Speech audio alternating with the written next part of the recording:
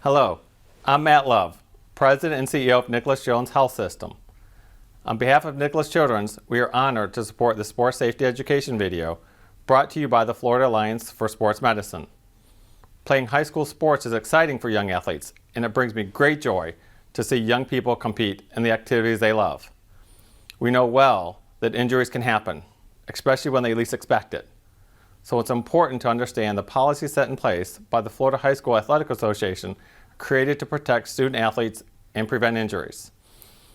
As the video will show, sports-related injuries such as heat stroke, heat exhaustion, and concussions can be prevented by taking proactive steps.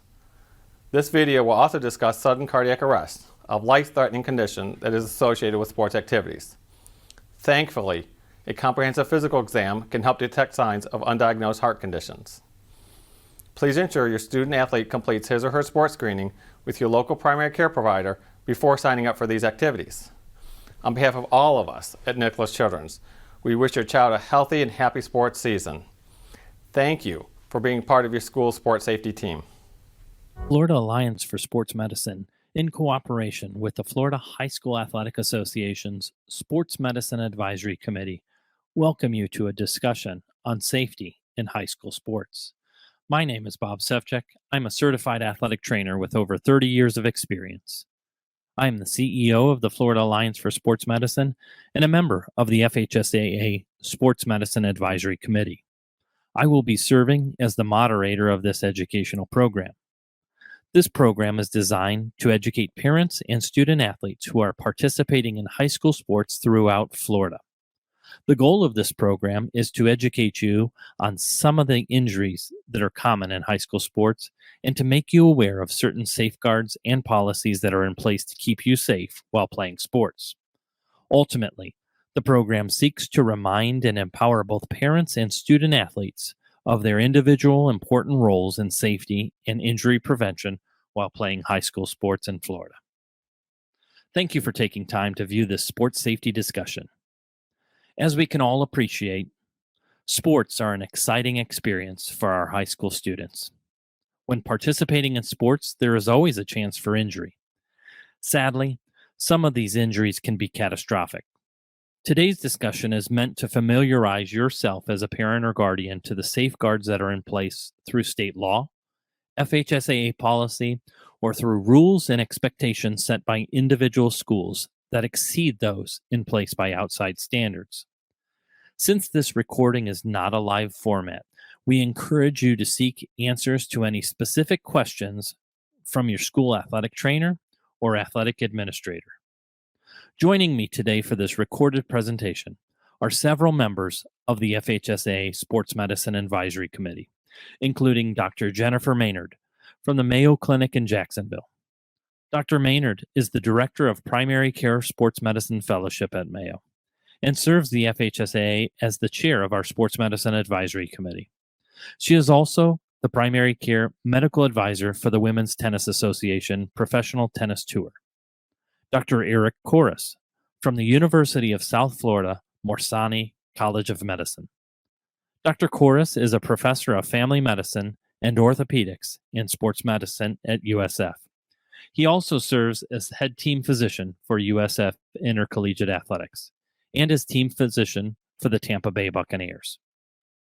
Dr. Kevin Elder from Baycare Medical Group Sports Medicine in Tampa.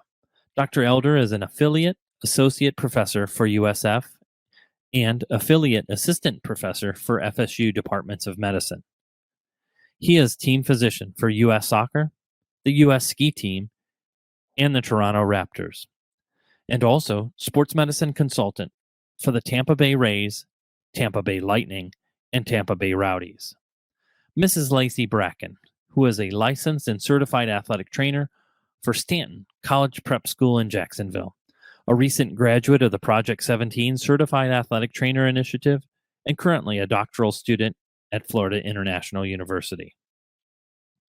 Before we begin our formal discussion on sports safety in Florida, I would like to introduce you to Mrs. Lori Martin Giordano.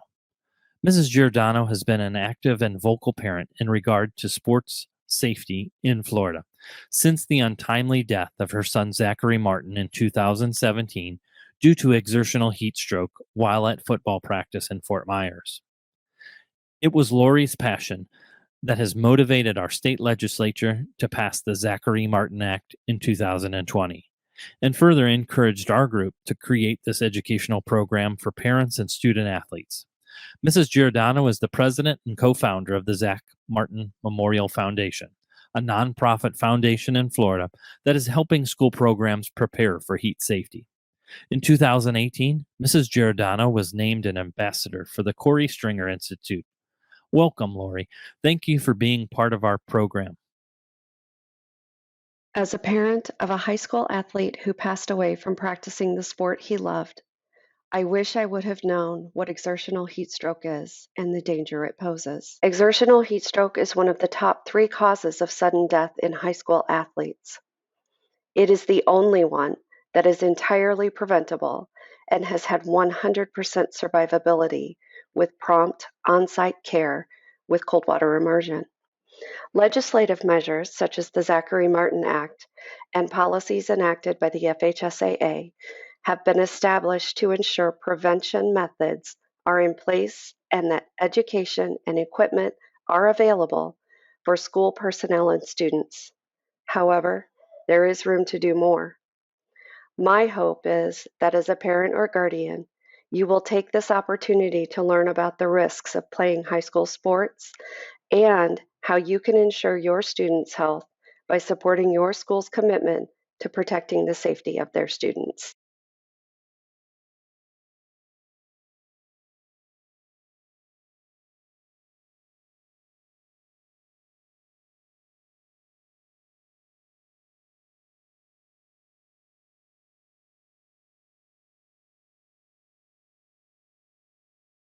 As mentioned, catastrophic injury can occur in high school sports. Experts and experience tells us the top deadliest risks of high school sports include sudden cardiac arrest, generally an electrical issue that affects the heart due to a congenital abnormality, or something as simple as a collision or impact to the chest. This impact disrupts the electrical impulses of the heart, which becomes an emergency. Exertional heat stroke, a condition where the body has lost its ability to cool itself down and the internal temperature of the body becomes extremely dangerous. Head injury is always a concern in sports. Some sports wear protective equipment to prevent against skull fractures and other impact injuries. But injuries like concussions are brain injuries that require quick action and appropriate care to ensure complete recovery. Asthma is also considered a deadly risk in sports, and sadly, there have been high school sports deaths here in Florida due to asthma attack. Many kids are diagnosed with asthma and are safe to engage in sports activities. However, it is important to review some key items to make their experience even safer. To begin our discussion on the top deadliest risks of sports, sudden cardiac arrest, please welcome Mrs. Lacey Bracken, head athletic trainer for Stanton College Prep in Jacksonville. Emergencies like cardiac arrest are never predictable, but prevention strategies are in place. The state of Florida and the FHSAA require all coaches and prospective student athletes to watch a video annually to review the signs and symptoms of cardiac arrest. Parents are also encouraged to view the free resource published by the National Federation of High School Sports. Before any participation, state law requires students to undergo a pre-participation physical exam.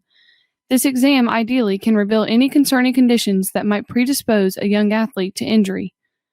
Preferably, a healthcare provider familiar with your student performs this exam. The best outcomes are when this provider is also familiar with the specific demands of physical activity in sports. State policy requires this exam is to be documented on the FHSAA EL2 form. The EL2 form includes personal and family medical history questions. The answers to these questions are critical in guiding the exam. Please help your student athlete complete these questions to ensure the answers received are the most accurate response. Sometimes a doctor may order some additional testing, which can sometimes include some types of cardiac testing if appropriate. State law also requires all schools to have automatic external defibrillators available in the event of cardiac emergency. AEDs are special computers designed to deliver a shock to someone suffering cardiac arrest. They should be strategically located within all schools and close to athletic venues. Many coaches and staff members have received training in CPR and have practiced how to use the AED in case of an emergency. Some schools also have staff like certified athletic trainers and maybe other volunteer healthcare providers that are also trained to recognize and respond to emergencies. From a parent's perspective, be sure all of your students' paperwork is completed and submitted to the school well before participation in sports begins. Don't be afraid to ask questions of the school, such as, does my kid's school have any AEDs and where are they located? Who is trained to use the AEDs? Are they present at practices and games? Who is the athletic trainer, team physician, or other medical provider?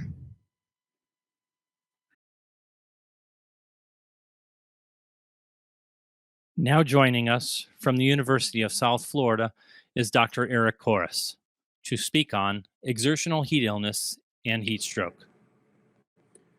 Exertional heat stroke is a major concern, and kids have died, unfortunately, in Florida and other states in recent years from their bodies getting too hot during sports participation. It's critical that all parents and student athletes are familiar with the risks of participation in sport when it comes to the heat, because with the proper precautions, we can prevent most all heat-related injuries. First, all of us educating ourselves, and particularly parents, student athletes, and coaches, to learn as much as you can about exertional heat stroke. A great place to start is with the National Federation of High Schools educational video available free of charge. This is required of all coaches and student athletes and strongly recommended to parents. Next, understand the importance of nutrition and hydration in preventing heat-related illness. An important way our body tries to cool itself down is by sweating. Keeping your body completely hydrated is critical. Students should become familiar with how urine color can help guide their hydration goals, and also about how being familiar with their body weight pre and post exercise, how this fluctuates with sports participation and is most likely a direct response to loss of fluid. Replacing the lost fluids with practice with a combination of water and sports drinks is needed to replace the fluid loss at a rate of about 16 ounces to 20 ounces per pound of fluid loss during practice. And trying to replace that prior to the next practice is a great way to protect yourself from further heat-related illness. A 50-50 combination of sports drink and water is a common, easy-to-remember strategy that can replace your fluid losses as well as your electrolyte or salt losses in your blood. To help our athletes adjust to warm weather participation, the Florida High School Athletic Association requires all coaches and teams to conform to a gradual acclimatization process getting used to the heat. This policy restricts all practices to a maximum 3-hour session with modifications guided by monitoring the environmental conditions on the field. The maximum allowed time for coaches to work with athletes is 5 hours per day, which would include weightlifting and meetings along with scheduled practices. Rest is also a very important part of being a competitive athlete. Students should be getting at least 8 hours of sleep every night to allow the body to recover from intense workouts, especially in the heat. Take some time to talk with your student to help them manage their time to allow for this important recovery time. Even though preventative measures are taken, there remains a risk of injury due to the heat. Should an athlete be suffering from heat stress, actions will be taken to cool them down as quickly as possible. Sports medicine experts recommend cold water immersion for students who may be suffering heat stroke. All students and coaches should be familiar with the location of the tub, the ice, and how to assist someone who may need help with acute exertional heat stroke. Exertional heat stroke is a medical emergency. Heat stroke occurs when the internal body temperature has become uncontrolled, which can happen when the air temperature is warm, the humidity is high, and the sun is shining brightly. Students can be especially vulnerable to this dangerous condition when taking certain medications, abusing legal or illegal substances, recovering from a recent illness, or not caring for their bodies by getting proper rest, nutrition, and hydration. We do know that heat stroke seems to affect athletes who are not conditioned or acclimatized at a higher rate than other athletes. However, everyone who's performing exertional activities in the heat is at risk. Our state policies now emphasize our commitment to safety for our students who participate in sports activities and require on-site monitoring of heat stress levels. This is done by using a special thermometer or on-campus weather stem device that monitors air temperature, humidity levels, and the radiant temperature of the sun. These measurements produce what is called the wet bulb globe temperature reading, and this is different than the heat index and provides a more useful measure for coaches to use to reference when certain modifications are needed for safety in practice. This wet bulb globe temperature reading is compared to a modification chart to help guide coaches and administrators regarding heat stress safety. Because of these new safety protocols, you may notice some differences, including early or late practice times, possible alterations to game times, and more water breaks. Please remember, we're making these modifications to help keep all athletes, staff, and spectators safe from heat-related issues. In recent years, the Florida High School Athletic Association has implemented what's referred to as an acclimatization policy. This policy helps guide the first 14 days of practice in any sport. Research has shown the highest degree of vulnerability for a student athlete is within the first 14 days of practice while the body is adjusting to the increased workload in hot, humid temperatures. Individual school policies will guide our coaches after day 14, but safeguards will remain in place for all athletes. As a parent, we want you to be familiar with this dangerous condition and encourage you to learn more about how to best help your student to recover after all practice sessions and games. Visiting with your student's healthcare provider to review nutritional, rest, and hydration goals is critical. Monitoring urine color and output are two easy ways to determine hydration levels.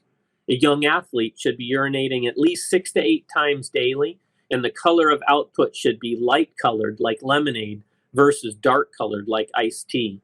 Darker urine indicates dehydration. Monitoring the body weight of your student when workouts begin is a great way of helping them understand what amount of fluid is required to replace what was used during a workout. For this method, it's best to have a pre-workout weight and a post-workout weight. By monitoring the difference between these numbers, the athlete can now calculate replacement fluid volume.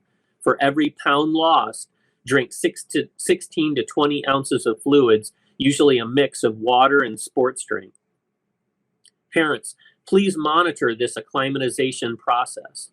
Understand what strategy the coach is using for practice sessions and when time is allotted for rest and recovery.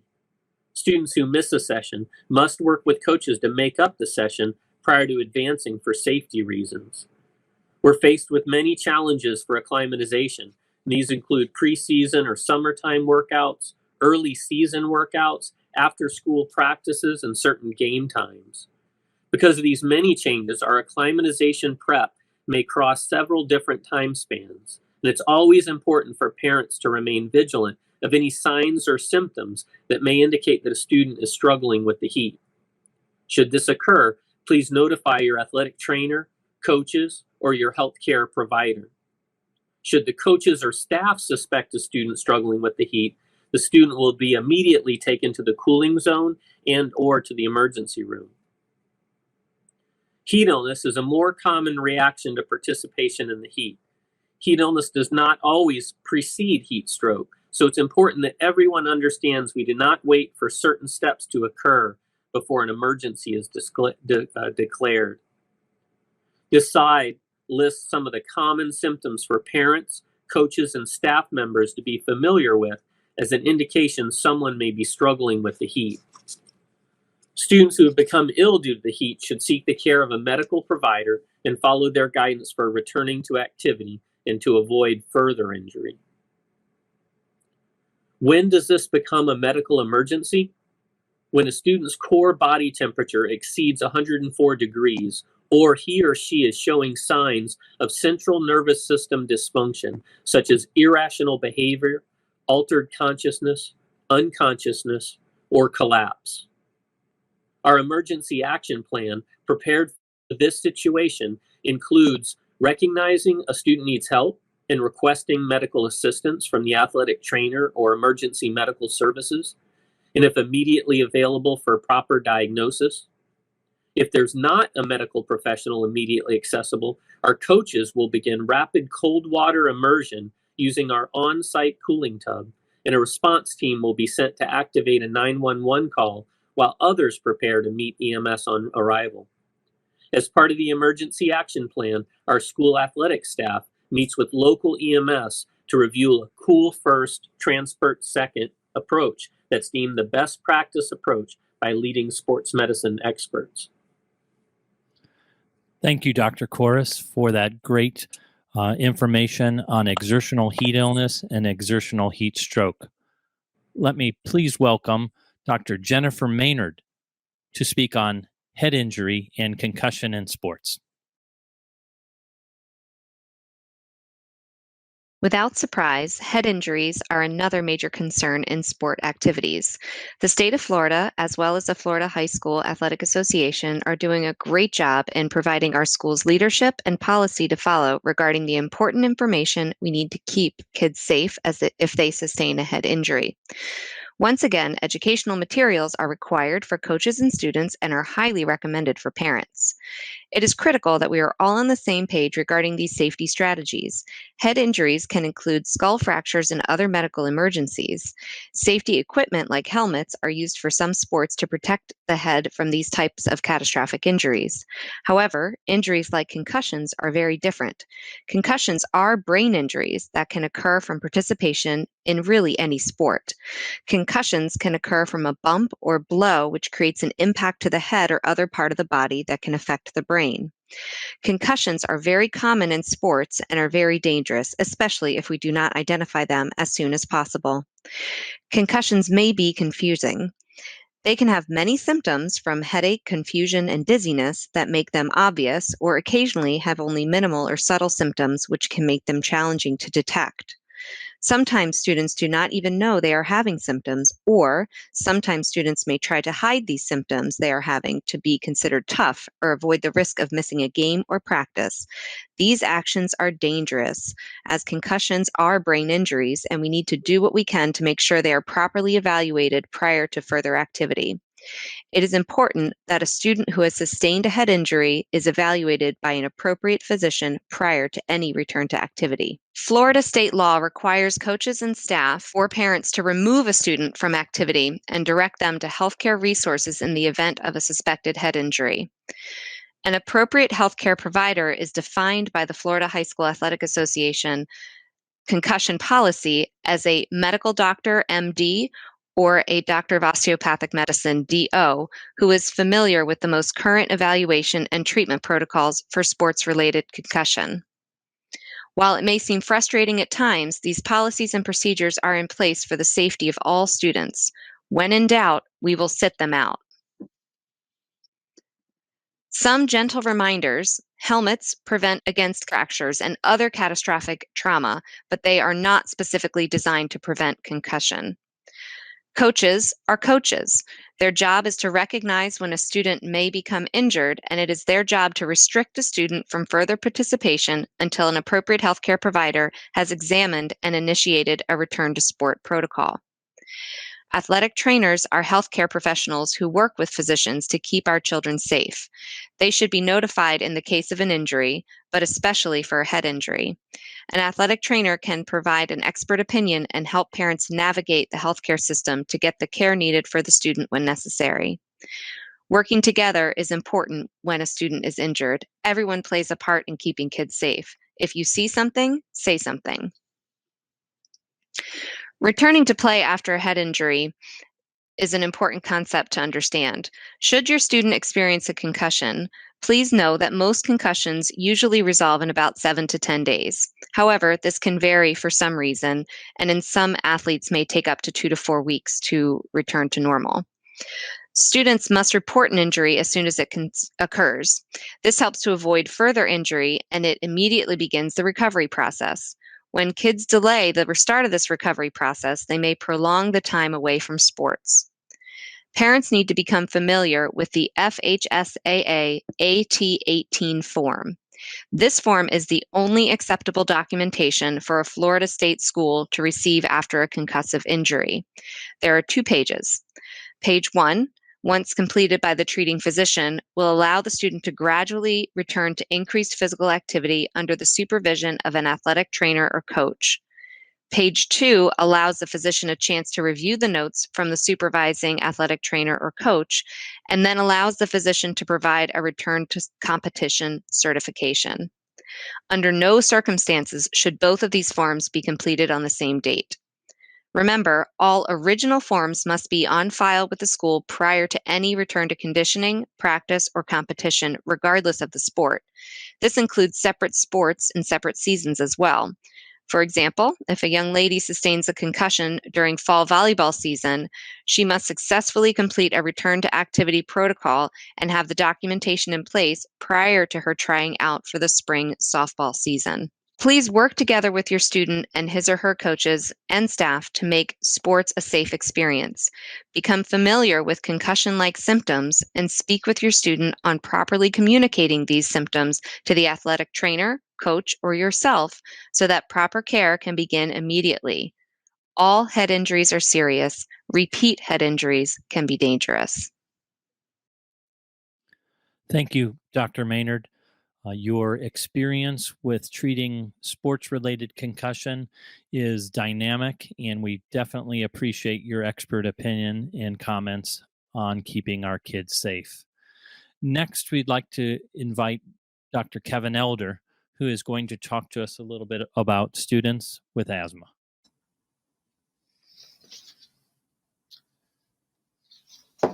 Today we're going to talk about asthma and exercise-induced bronchoconstriction, or EIB. There is a difference between the two.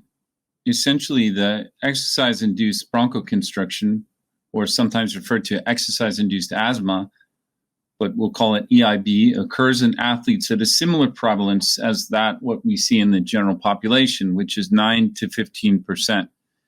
It is important to identify these students. Asthma may go unrecognized. The differences between asthma and EIB, well, one of the differences is that there is testing available to differentiate between the two, and that's predominantly lung function tests will be able to reveal that.